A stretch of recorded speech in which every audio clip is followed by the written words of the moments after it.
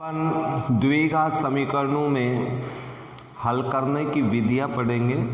द्विघात समीकरण का मानक रूप तथा 4.1 प्रश्नमाला पूर्व में पढ़ी। तो द्विघात समीकरण हल करने की विधियां, द्विघात समीकरण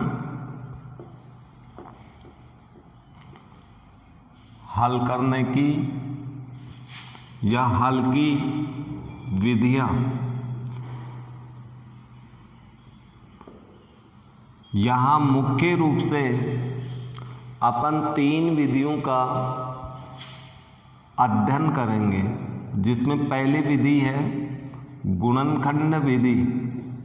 गुणनखंड विधि और गुणनखंड विधि में सबसे पहले आता है इसका मानक रूप, यानी द्विघात समीकरण का मानक रूप इस रूप में होना चाहिए, ax² plus bx plus c बराबर 0। यदि समीकरण इस रूप में नहीं हो तो आप पक्षांतरण के द्वारा या संख्याओं का लघुत्तम लेकर के और इस रूप में प्राप्त करें, और इस रूप में प्राप्त करने के पश्चात हम इसके 2 गुणनखंड करेंगे, और गुणनखंड करने के पश्चात दोनों गुणनखंडों को हल करने पर दोनों के बराबर 0 लेने पर हमें इसके 2 हल प्राप्त होंगे। इन हलों को ही मूल कहते हैं, यानी समीकरण को हल करके जो x के मान निकालेंगे वो ही समीकरण के मूल कहलाते हैं। तो आइए अपन द्विघात समीकरण गुणनखंड विधि से कैसे हल करते हैं। वैसे तो आपने गुणनखंड करना सीख लिया है और आपको गुणनखंड आने भी चाहिए। तो एग्जाम्पल नंबर 3 ये 4.2 में है। 2x² माइनस 5x प्लस 3 बराबर 0 को गुणनखंड विधि से हल कीजिए। अब गुणनखंड करने के लिए इधर ध्यान दीजिए आप, x का गुणांक 2 और अचर गुणांक 3, इन दोनों को गुणा कीजिए तो हमें प्राप्त होगा 6, प्लस में 6 आ रहा है। अब ये बीच वाली जो संख्या 5 है, इसके 2 ऐसे टुकड़े करो कि गुणा करें तो 6 आए, जोड़े अथवा घटाएं तो 5 आए। तो हम जानते हैं 6 के टुकड़े 1 गुणा 6, 2 गुणा 3, ये ही टुकड़े होते हैं। लेकिन इनको जोड़ने पर हमारे पास 5 नहीं आता, 7 आता है, तो ये टुकड़ा तो नहीं हो सकता। इसका गुणनफल तो 6 होगा, लेकिन इन दोनों को जोड़ते हैं तो बीच वाली संख्या आती है, इसलिए 5 के स्थान पे आपको 2 प्लस 3 रखना पड़ेगा। तो इसके टुकड़े ये हो जाएंगे 2x² माइनस 5 के स्थान पे 2 प्लस 3 इंटू x प्लस 3 बराबर 0। ओके, अब इस कोष्टक को खोलें तो हमें 4 पद प्राप्त होंगे। बाहर माइनस चिन्ह है तो दोनों का चिन्ह बदलेगा, -2x माइनस 3x प्लस 3 बराबर 0। 4 पद हो गए। पहले 2 पदों का जोड़ा, अंतिम 2 पदों का जोड़ा, और इन जोड़ों के अंदर सार्व लेकर के गुणनखंड करें। इन दोनों में से 2 भी कॉमन और 1 x भी कॉमन। 2x कॉमन ले लिया तो यहाँ पर सिर्फ पहले पद में x बचेगा, आगे चिन्ह माइनस माइनस। 2x को आपने सार्व ले लिया तो यहाँ पर 1 बचेगा। अब आगे देखिए, चिन्ह का विशेष ध्यान रखें, जो यहाँ पर चिन्ह होगा वो ही कॉमन होगा, माइनस। हमेशा इस पद का चिन्ह ही यहाँ पर लगाएं।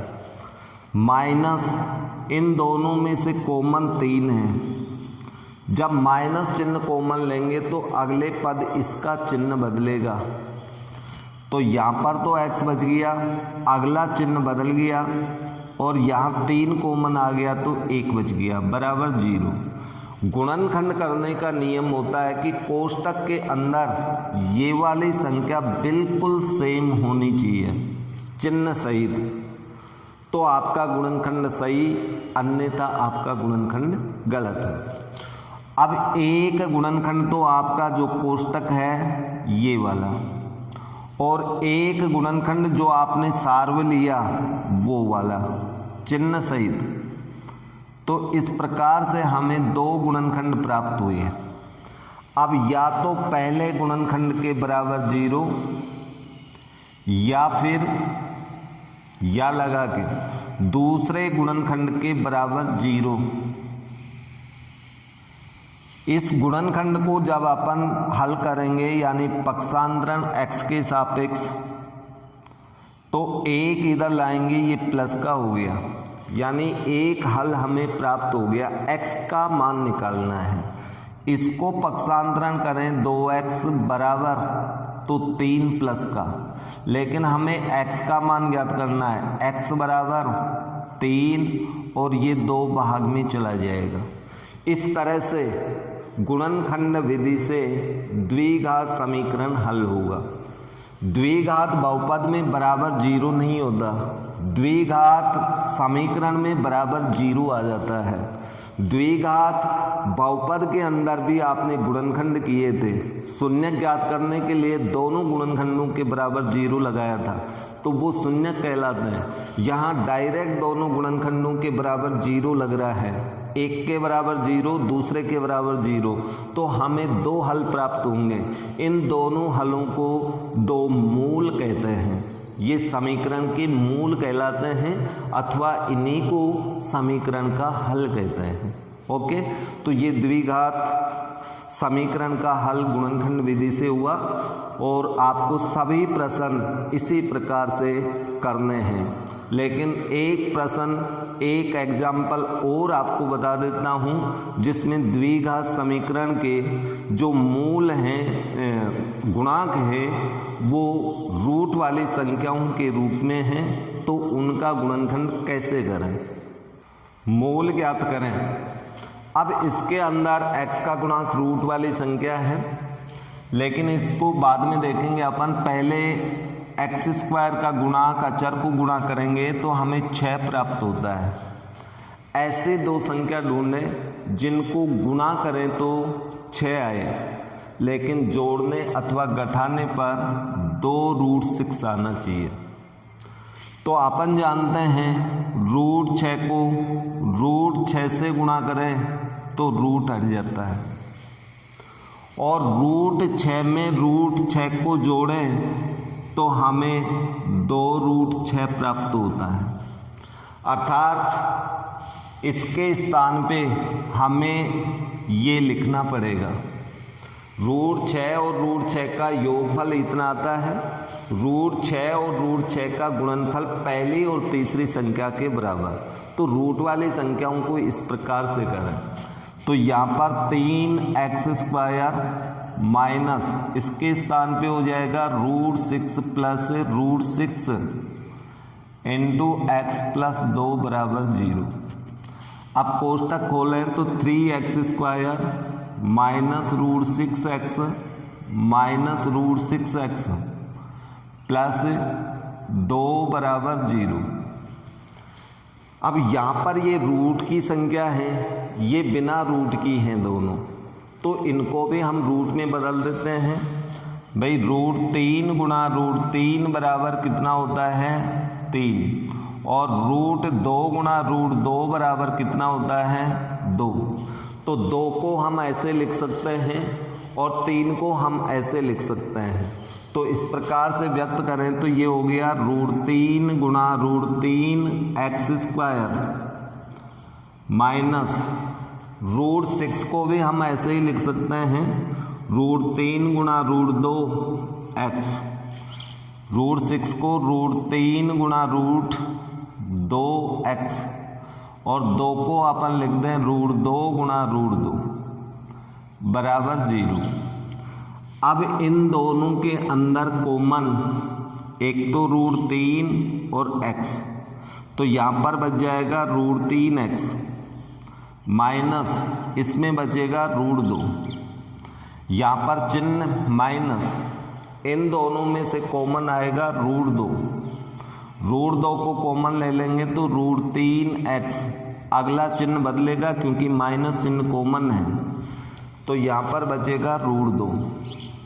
अब देखिए कोष्टक के अंदर बिल्कुल सेम संख्या है, तो कोष्टक वाली समान संख्या होने पर एक गुणनखंड √3x माइनस √2 और दूसरा गुणनखंड आपने जो कॉमन लिया वो कॉमन में √3x माइनस √2 बराबर 0। या तो पहले गुणनखंड √3x माइनस √2 बराबर 0 या दूसरा गुणनखंड √3x माइनस √2 बराबर 0। इसको हल करते हैं तो √3x बराबर √2, इसको हल करते हैं तो इसमें भी √3x बराबर √2, पक्षांतरण करें x बराबर तो √2 बटा √3 और इसमें भी अपने पास x बराबर √2 बटा √3 ही प्राप्त होता है। या इसको अपन ऐसे भी लिख सकते हैं x बराबर एक साथ 2 बटा 3 का रूट और x बराबर √2 बटा 3। इस तरह से हमें रूट वाली संख्याओं में गुणनखंड करने पर द्विघात समीकरण के दो मूल प्राप्त होंगे। तो आपको रूट वाला भी एग्जाम्पल बता दिया और बिना रूट वाले गुणांक का भी एग्जाम्पल बता दिया है। अब आपकी जो प्रश्नमाला 4.2 है, इस 4.2 के अंदर इसी टाइप के प्रश्न दिए हैं।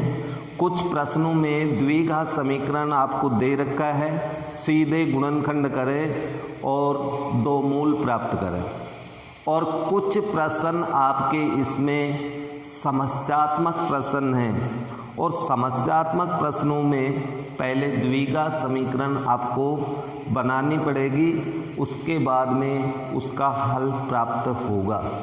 ओके, यहाँ पर प्रश्न नंबर 1 का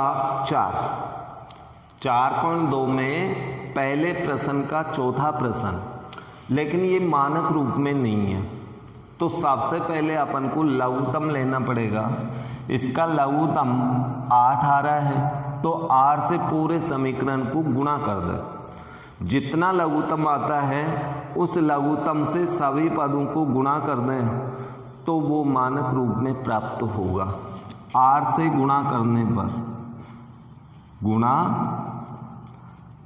पर अब 8 से गुणा क्यों किया? क्योंकि इसका लघुत्तम ही 8 आ रहा है, तो 8 से गुणा करेंगे तो ये हो गया 16x² प्लस 8x प्लस 1 बराबर 0।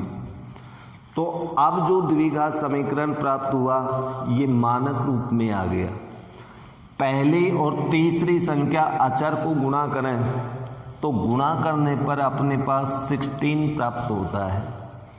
ऐसी दो संख्या ढूंढें जिनको गुणा करें तो 16 आए, लेकिन जोड़ें अथवा जोड़ पर नहीं आए तो घटाने पर 8 आना चाहिए। तो ऐसी संख्या अपन जानते हैं 4 गुणा 4 बराबर 16 और 4 को जोड़ें तो 8।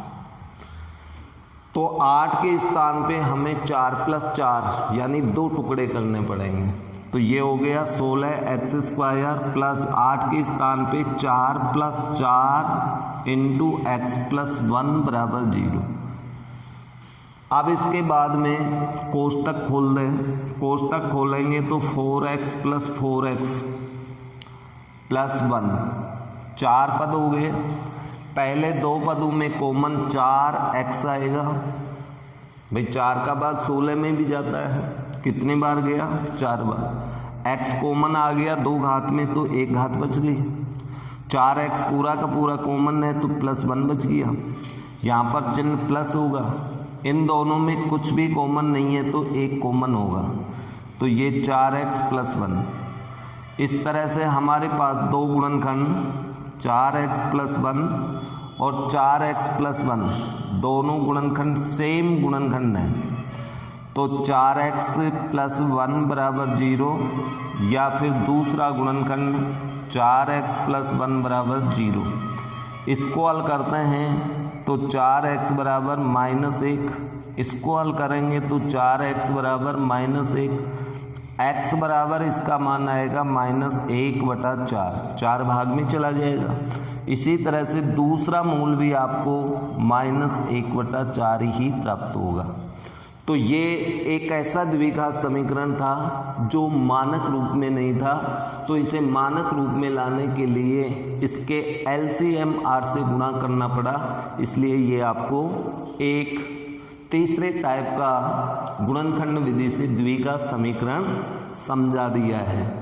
अब इसके बाद में 4.2 में नेक्स्ट जो प्रश्न है, प्रश्न संख्या 2, इसमें उदाहरण नंबर 1 में दी गई समस्याओं को हल कीजिए। तो उदाहरण नंबर 1 आप पीछे बुक के अंदर देख लें और उस समस्या को द्विघात समीकरण से हल करना है। क्वेश्चन नंबर 3, 4, 5 और 6 ये सभी के सभी समस्यात्मक हैं, अर्थात इनमें आपको एक द्विघात समीकरण बनानी पड़ेगी। क्वेश्चन नंबर 3, ऐसी दो संख्या ज्ञात कीजिए जिनका योग 27 और गुणनफल 182 हो। ऐसी दो संख्या, अब दो संख्याओं को आप अलग अलग चर x और y में भी मान सकते हो, एक ही चर x में भी मान सकते हो। यदि अलग अलग चरों में मानोगे तब भी आपका द्विघात बनेगा, एक चर मानोगे तब भी द्विघात बनेगा। तो चलो अलग अलग में मान के बता देता हूँ। माना दो संख्याएं x तथा y, x और y अपन ने दो संख्या मान ली, लेकिन प्रश्नानुसार जब दो चर मानोगे आप तो आपके पास समीकरण तो दो बनेंगे, लेकिन उन दोनों को हल करेंगे तो एक द्विघात समीकरण बनेगा।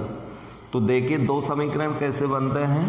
इन दोनों का योगफल x + y = 27 या फिर y बराबर हम ऐसे भी लिख सकते हैं 27 - x, पक्षांतरण कर दिया 1 नंबर। दूसरा कह रहा है कि दोनों का गुणनफल x × y = 182। समीकरण नंबर 2, समीकरण 1 से y का मान 2 में रखने पर, 2 में रखने पर, अब 2 में रखेंगे तो अपने पास क्या प्राप्त होगा, x × y मीन्स 27 - x = 182। कोष्टक खोलो, 27x - x² = 182। अब ये द्विघात बना नहीं, लेकिन द्विघात समीकरण में हमेशा याद रखना x² का पद धनात्मक ही होना चाहिए। x² को धनात्मक करने के लिए अपन पक्षांतरण करेंगे, x² इधर आ गया प्लस 27x को इधर लाएंगे -27x, 182 पहले ही इधर था तो ये ऐसे के ऐसे रहेगा, बराबर क्या बचा 0। ये बन गया आपका द्विघात समीकरण, x² - 27x + 182 = 0। ओके, अब आप इसके टुकड़े करें। ऐसी संख्या ढूंढने की गुणा करने पर 182, जोड़ने अथवा घटाने पर 27 आए तो ऐसी संख्या हो जाएंगी x² - 13 प्लस 14, 13 और 14 को जोड़ने पर 27, 13 और 14 को गुणा करें तो 182 प्राप्त होगा। x प्लस 182 बराबर 0। ओके, कोष्टक खोलें तो x square minus 13x minus 14x plus 182 बराबर 0। पहले में कॉमन x माइनस 13, यहाँ चिन्ह माइनस, 14 को कॉमन लेंगे तो यहाँ x बचेगा, अगला चिन्ह बदला, 14 का भाग 182 में 13 बार, तो एक गुणनखंड x माइनस 13, दूसरा गुणनखंड x माइनस 14 बराबर 0, या फिर x माइनस 13 बराबर 0 और दूसरा गुणनखंड x माइनस 14 बराबर 0। इसको हल करते हैं तो x बराबर 13, इसको हल करते हैं तो x बराबर 14। इसलिए एक संख्या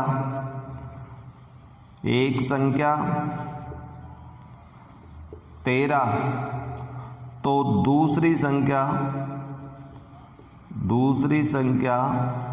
14 होगी, और एक संख्या 14 तो दूसरी 13 होगी। इसमें मान रख लें। तो ये तो दो चरों से हल किया अपन ने, और यदि एक ही चर से आप हल करें तो डायरेक्ट आपका प्रश्न इस तरह से द्विघात समीकरण तो यही बनेगा, आपका यही द्विघात समीकरण बनेगा, लेकिन उसमें यहाँ तरीका थोड़ा सा अलग हो जाएगा, तो वो भी आपको बता देता हूँ कि एक ही चर में कैसे माना। मान लेते हैं, माना एक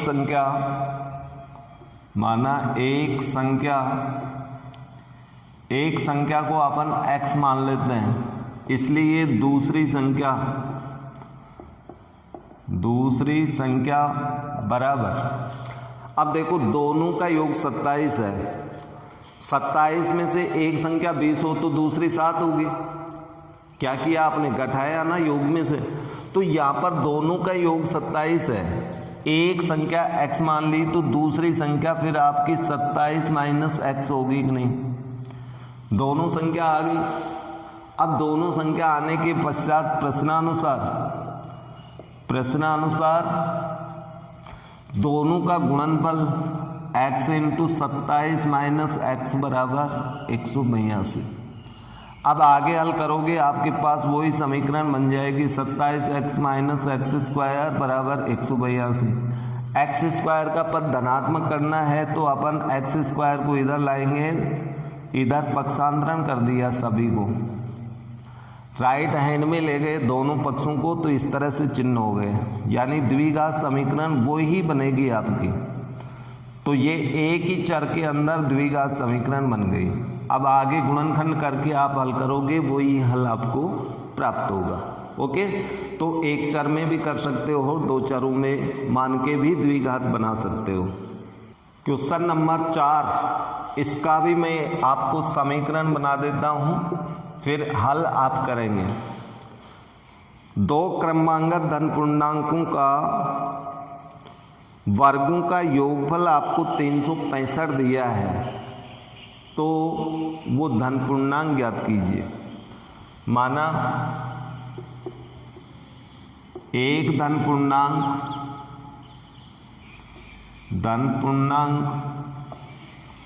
x, इसलिए दूसरा क्रमांगत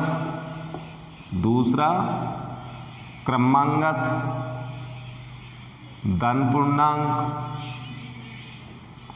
अब क्रमांगत का अर्थ होता है कि जस्ट इससे अगला, अब जस्ट इससे अगला प्राप्त करें तो इसमें एक जोड़ना पड़ेगा, और सम या विषम धन पूर्णांक हो तो आपको 2 जोड़ना पड़ता है क्रमांगत के लिए, ये हमेशा याद रखना।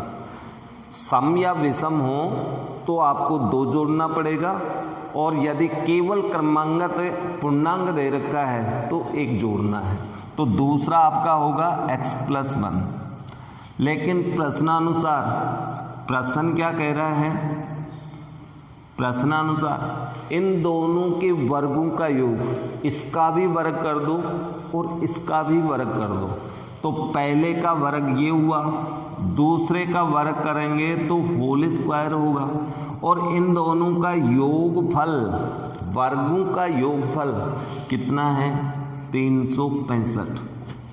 अब इसका वर्ग खोल लेना, एक्स स्क्वायर, इसका वर्ग खोलेंगे तो 3 पद आएंगे, यानी x square plus 2x plus 1, वर्ग खोलना तो आता ही है, बराबर 365।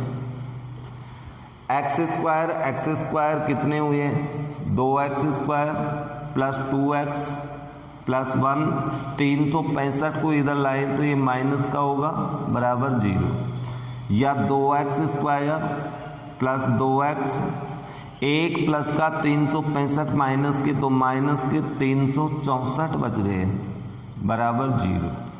अब इन सभी में 2 कॉमन है, 2 को सार्व, तो x square plus x minus 2 का भाग देंगे तो कितना आएगा 182 बराबर 0। ओके, ये अपने पास मान आ गया। ये 2 कॉमन लिया, और कॉमन वाली संख्या हमेशा इधर जाके भाग में जाएगी, तो 0 में भाग देंगे तो 0 ही आएगा, अर्थात ये 2 0 से निरस्त हो गया। इसे बोलते हैं 2 का 0 से निरस्तीकरण, ये निरस्त हो गया। तो द्विघात समीकरण ये बच गया, x माइनस 182 बराबर 0। अब ऐसी संख्या ढूंढ लो जिनको गुणा करें तो 182 जोड़ने घटाने पर 1 आया, तो वही 13 और 14 हो गए। 14 प्लस का होगा, 13 माइनस का होगा, तो 14 माइनस 1 कर देना 1 के स्थान पे, और आगे आप इसको हल कर लेना। धन पूर्णांक है, x का जो ऋणात्मक मान है, ऋणात्मक मान को छोड़ देना, क्योंकि हमें केवल धन पूर्णांक ज्ञात करने हैं। तो 2 गुणनखंडों में से एक x का मान ऋणात्मक आएगा, एक धनात्मक आएगा। ऋणात्मक मान को छोड़ देना, धनात्मक मान आप ले लेना। ओके, 5वां प्रश्न है, इसका भी समीकरण बना देता हूँ। एक समकोण त्रिभुज में उसकी ऊंचाई उसके आधार से 7 सेंटीमीटर कम है, आधार से 7 सेंटीमीटर कम है। यदि उसके कर्ण का मान 13 हो तो उसकी शेष 2 भुजा ज्ञात करो। तो शेष 2 भुजा आधार ऊंचाई रह गई, कर्ण तो आपको दे रखा है, तो मान लेते हैं, माना समकोण त्रिभुज, समकोण त्रिभुज का आधार बराबर x सेंटीमीटर। इसलिए समकोण त्रिभुज की ऊंचाई इससे 7 कम है, और इससे 7 कम करेंगे तो इसमें से 7 घटाना पड़ेगा, इतना सेंटीमीटर ऊंचाई आ गई। कर्ण का मान आपको दे रखा है, कर्ण बराबर 13 सेमी, लेकिन पाइथागोरस प्रमेय, पाइथागोरस प्रमेय, क्योंकि समकोण त्रिभुज में जब तीनों भुजा मालूम हो तो पाइथागोरस प्रमेय लगता है, और उसका अर्थ होता है आधार का वर्ग प्लस लंब या ऊंचाई, लंब का वर्ग बराबर कर्ण का वर्ग। लंब का अर्थ होता है ऊंचाई, और ऊंचाई ये है, आधार का मान x का वर्ग, लंब मीन्स x माइनस 7 का वर्ग, बराबर कर्ण मीन्स 13 का वर्ग। चलो जी वर्ग खोलो, वर्ग खोलेंगे तो इसमें 3 पद आएंगे, x square minus 14x plus 49 बराबर 13 का वर्ग 169, या x square 2x square minus 14x plus 49 minus 169 पक्षांतरण करने पर, या 2x square minus 14x 49 plus का 169 माइनस का, तो अब अपने पास शेष कितना बचा 120 बराबर 0। अब ऐसे दो यहाँ पर देखिए, वैसे इसमें भी 2 कॉमन आ रहा है, 2 को सार्व ले लें तो x square minus 7x minus 60 बराबर 0। 2 0 से निरस्त हो गया, आपका समीकरण ये बचा 60 बराबर 0। अब इसके टुकड़े करें, ऐसी संख्या ढूंढने की गुणा करें तो 60 आए, जोड़े घटाएं तो आपको कितना प्राप्त हो 7 ही प्राप्त हो। तो ये आप इसको हल कर सकते हो। तो ऐसे 2 टुकड़े हो जाएंगे अपने पास। 12 पंजे 60, 12 में से 5 को घटा दो 7 बचेगा और 60 गुणनफल हो जाएगा, यानी एक्स स्क्वायर माइनस 7 के स्थान पे 12 माइनस 5 लिखना इंटू एक्स, 60 बराबर 0। अब कोष्टक खोलोगे तो एक्स स्क्वायर माइनस के 12x हो जाएंगे, माइनस माइनस गुणा करेंगे तो प्लस 5x, माइनस 60 बराबर 0। इसमें आप एक धनात्मक मान को ले लेना, ऋणात्मक मान को छोड़ देना, तो आधार आपका 12 आ जाएगा और ऊंचाई आपकी 5 प्राप्त हो जाएगी, अर्थात 2 अन्य संख्याएं प्राप्त होंगी। इस प्रकार से ये समस्यात्मक प्रश्न है और इसमें एक समस्यात्मक प्रश्न, छठा प्रश्न और रह गया। छठा प्रश्न आप लोग करके देखना, यदि फिर भी आपको छठा प्रश्न नहीं आए तो कमेंट्स करके आप आज ही बता दें, जिससे कि कल आने वाले नेक्स्ट वीडियो के अंदर आपको इसका सॉल्यूशन प्राप्त हो सके। तो अपने द्विघात समीकरणों को हल करने की एक विधि, गुणनखंड विधि आपने सीख ली है और इसका अध्ययन अपन ने अच्छे से कर लिया। वैसे गुणनखंड करना आपको बहुत पहले से पूर्व कक्षाओं से आता है। इसमें केवल जो समस्यात्मक प्रश्न थे उन समस्यात्मक प्रश्नों पर थोड़ा सा ध्यान दें, अर्थात समीकरण बनाना सीखें। समीकरण तभी बनेंगे जब आप लोग अधिक से अधिक अभ्यास करोगे। यदि अभ्यास नहीं करोगे तो समीकरण बनाने का ऐसा कोई फॉर्मूला नहीं है कि भाई उस फॉर्मूले में मान रखा और द्विघात समीकरण बना। द्विघात समीकरण अपनी समझ से, अपनी सूझ से, अपने अभ्यास से ही बनते हैं। हल करने की विधियां हैं वो अपने सूत्र पर आधारित होती हैं। ओके, तो नेक्स्ट अपन अगली विधि कल पढ़ेंगे। धन्यवाद।